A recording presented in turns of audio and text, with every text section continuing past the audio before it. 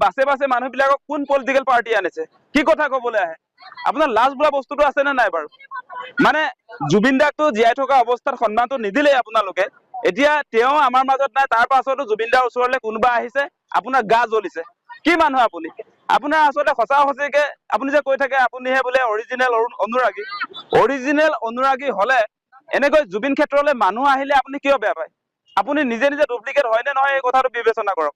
জুবিন দাক ছিংগাপুৰলৈ কোনে নিছিলে ভাৰত চৰকাৰ মানে কোন